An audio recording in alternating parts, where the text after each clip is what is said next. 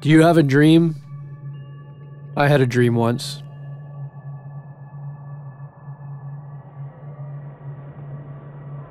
It was 1976. I was just a scrawny 13-year-old boy, and I showed up at the World Championships in the Bahamas. But that little boy did something that no one would have thought possible. He won, and he became world champion.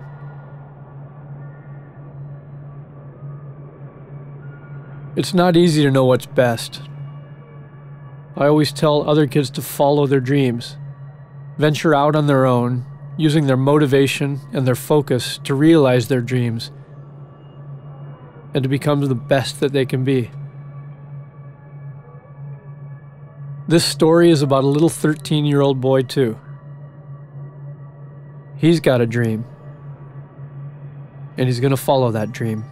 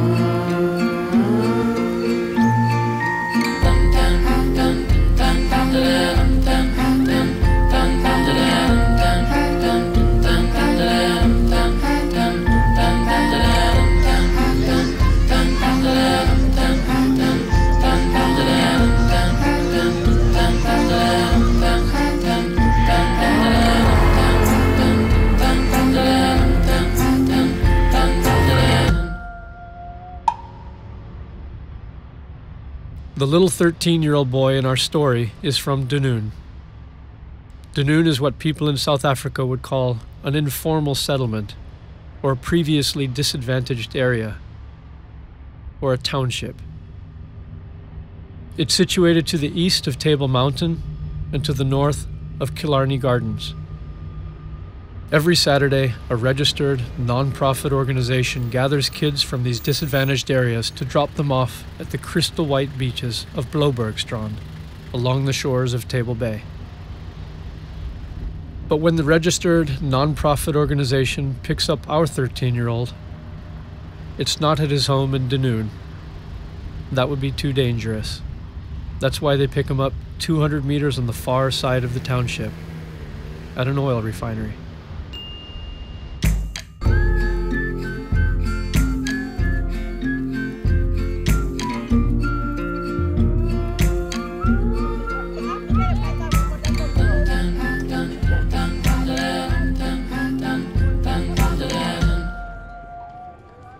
As the land shoots by like a blurred green and brown palette, Paul only sees the blue and the white of the ocean. He only hears the sound of the crashing waves, only feels the wind in his face, and tastes the salt on his tongue. As the other youngsters yield to the idea that they have to spend the next 30 minutes horseplaying in the back of the pickup car, Paul ventures out on his own.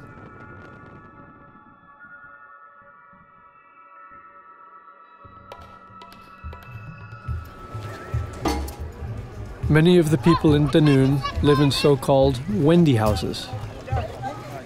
These Wendy houses are little wooden shacks set up in the backyard garden of the slightly bigger and better brick houses.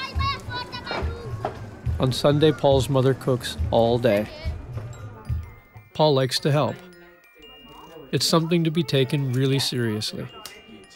Paul and his mother wear their professional aprons, they put on a cooking program in the background, and they make the best meal out of whatever they can find. That's what makes Paul the most likely subject for our story. His drive is setting a goal and putting in all the effort and patience that he's got, making the best out of what's offered at the time and trying to master it along the way. As I like to say, if you pay attention, you can learn something new every day, often where you least expect it. It's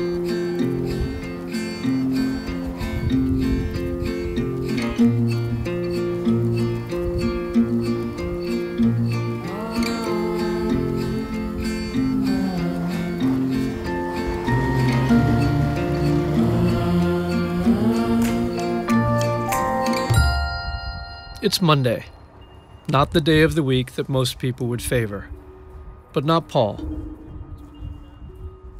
It's the beginning of the school week, and Paul likes to go to school. I don't think most kids here feel the same way about school as Paul and his friends do. In Dunoon, though, it's considered a privilege to be able to go to school, and Paul in particular savors it.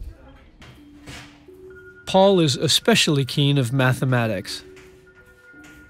When mathematical structures are good models of real phenomena, then mathematical reasoning can provide insight or predictions about nature. The research required to solve mathematical problems can often take years or even centuries of sustained inquiry. Paul's interminable patience appears to be a convenient characteristic. But even Paul's patience runs out sometimes, when his imagination gets the best of him, when he ventures out on his own.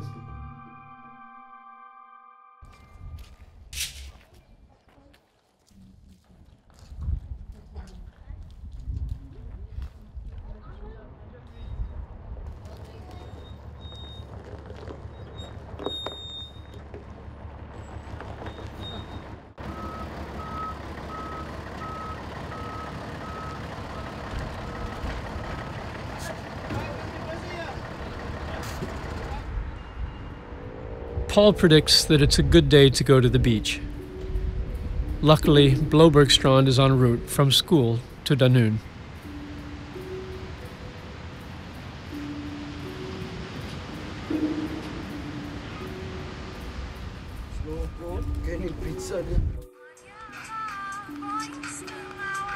The closer Paul gets to the water, the further he feels from home. It calls to him. Sometimes it sounds like the voice of his father. He is out there somewhere on one of those ships. He worked hard and found a way to be on the water every day. The ocean as his escape.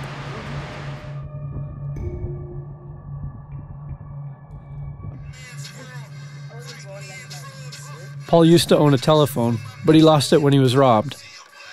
Now he has a small MP3 player.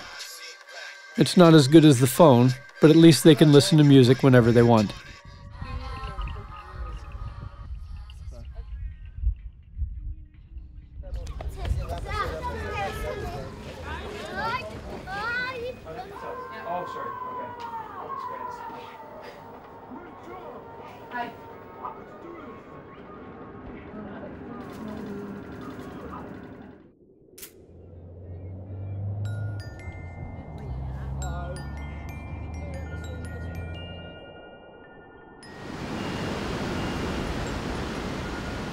The best way to learn is to open your ears and shut your mouth.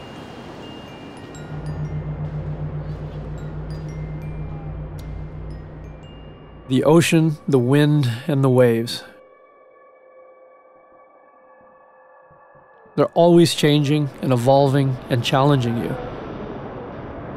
There's always the unknown and the variables that you simply cannot control.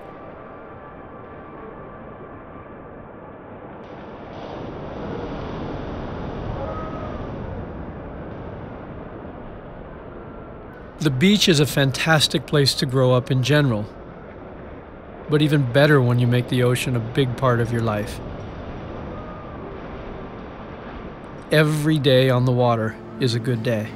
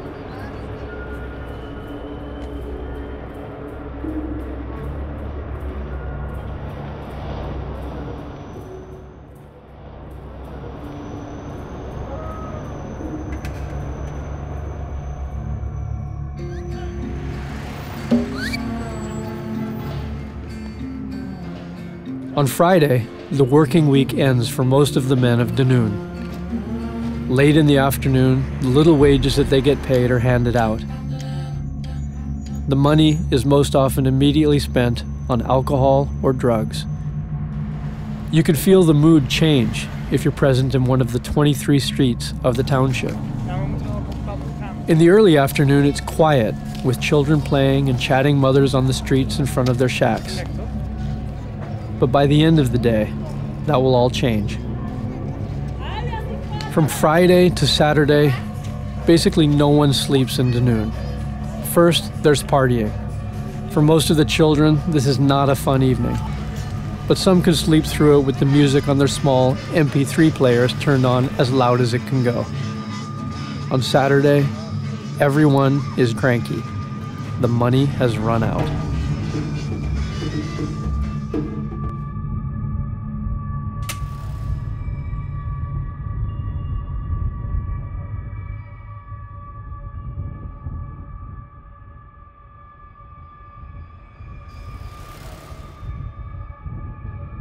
The registered non-profit organization doesn't pick up Paul at his home. That would be too dangerous. In Afrikaans, the name Blaubergstrand literally means Blue Mountain Beach, and it's derived from Blauberg, a nearby mountain.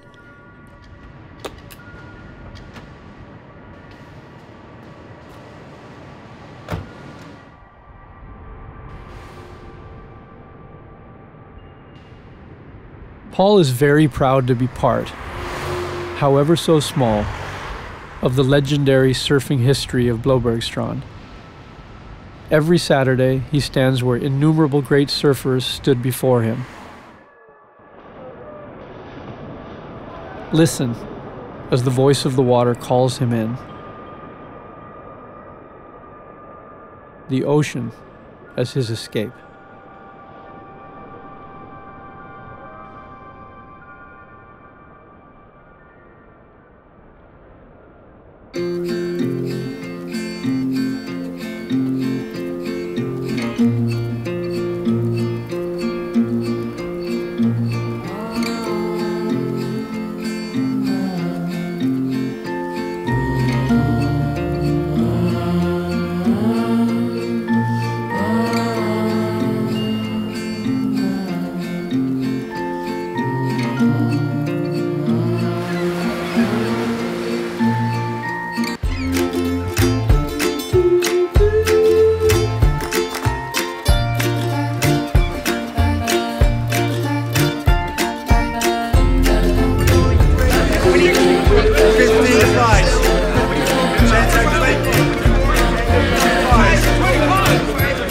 Five.